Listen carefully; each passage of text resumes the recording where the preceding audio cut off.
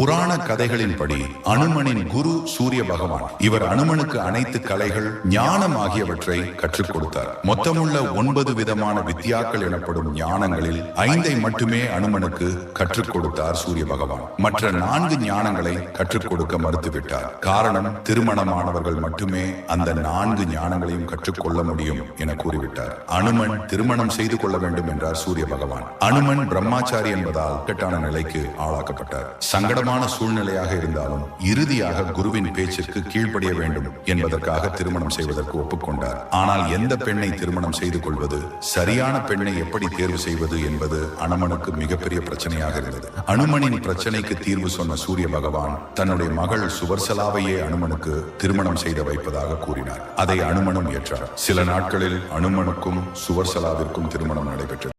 அணிலின் முதுகில் 3 கோடுகளை போட்டது யார் தெரியுமா? ராமனும் அவரது வானரப்படையும் ராவணனுடன் போருக்கு தயாராகி கொண்டிருந்த போது ராமன் தனது படைக்கு கடலில் பாலம் கட்ட உத்தரவிட்டார். வேலை உடனடியாக தொடங்கியது. குரங்குகள் மலைகளில் இருந்து பாறைகளையும் கனமான கற்களையும் வெளியே இழுத்து அவற்றை வடிவமைத்து பாலம் கட்டத் தொடங்கின.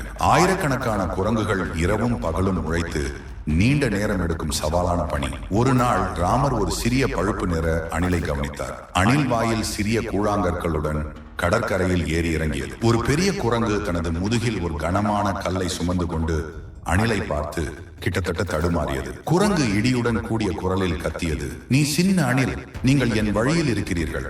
நான் கிட்டத்தட்ட விழுந்தேன். நீங்கள் இங்கே என்ன செய்கிறீர்கள்?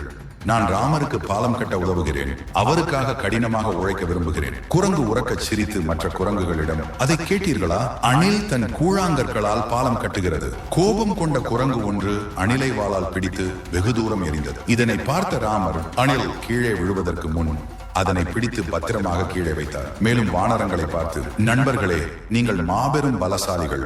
நீங்கள் மிகப்பெரிய பாறைகளை கொண்டு வந்து பாலத்தை அமைக்கிறீர்கள். ஆனால் நீங்கள் கட்டும் பாலத்தில் இருக்கும் இடைவெளிகளை இங்கிருக்கும் இந்த சின்ன உயிரினங்கள் கொண்டு வந்து வைத்த கற்கள் தான் நிரப்புகிறது. அதனால் தான் உங்கள் பாலமும் பலம் பெற்றிருக்கிறது.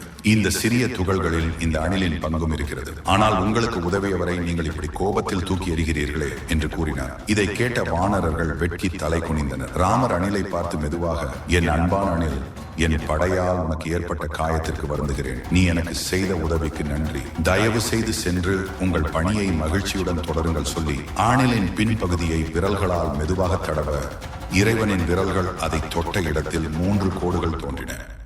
ஸ்ரீராமர் மீது அதிக பக்தியும் அன்பும் வைத்திருப்பது யார்? ஸ்ரீராமபிரான் வனவாசம் முடிந்து அயோத்திக்கு வந்து அரசாட்சி செய்த போது அனுமனும் அவருடனேயே தங்கினார். ஸ்ரீராமர் காலையில் எழுந்தது முதல் இரவு தூங்கச் செல்லும் வரை அவருடைய அனைத்து சேவைகளையும் அனுமனை செய்து வந்தார். அதை கவனித்த சீதா தேவியும் ராமபிரானின் தம்பிகளும், நாமும் அனுமனை போல ஸ்ரீராமருக்கு ஒரு நாளாவது சேவை செய்ய வேண்டும் என்று எண்ணினர். இந்த விருப்பத்தை ராமபிரானிடம், நாளை ஒரு நாள் மட்டும் உங்களுக்கான அனைத்து சேவைகளையும் நாங்கள் செய்ய அனுமதிக்க வேண்டும் என்று கேட்டனர். இதற்கு ராமபிரானும் சம்மதித்தார். ஸ்ரீராமர் அனுமனிடம் ஒரு நாள் ஓய்வு எடுத்துக் கொள்ளும் சொன்னார். மறுநாள் ஸ்ரீராமர் எழுந்தது செய்ய வேண்டிய சேவைகளை சீதையும் ராமபிரானின் தம்பிகளும் செய்தனர். இரவு ஸ்ரீராமர் உறங்க வந்தார். தாம்பூலத்துடன் சீதா பிராட்டி வந்தார். ராமபிரான் வாய் திறந்தார். திறந்த வாயை அவர் மூடவே இல்லை. சீதா தேவி பயந்தார். பரதன், லட்சுமணன் அனைவரையும் கூப்பிட்டார். அனுமனை அனைவரும் வந்து கூப்பிட வந்த அனுமன் ஸ்ரீராமரின் வாய்க்கு நேராக சொடக்கு போட்டதும் அவர் வாய் தானாகவே மூடிக்கொண்டது. அப்போது ஸ்ரீராமர் சொன்னார், எனக்கு கொட்டாவி வந்தால் அனுமன் தான் சொடக்கு போடுவார். இது உங்களுக்கு தெரியவில்லை என்றார். பக்தி சேவையில் அனுமனுக்கு நிகர் அனுமனே என்பதை புரிந்து கொண்டு அனுமனை அனைவரும் பாராட்டினர்.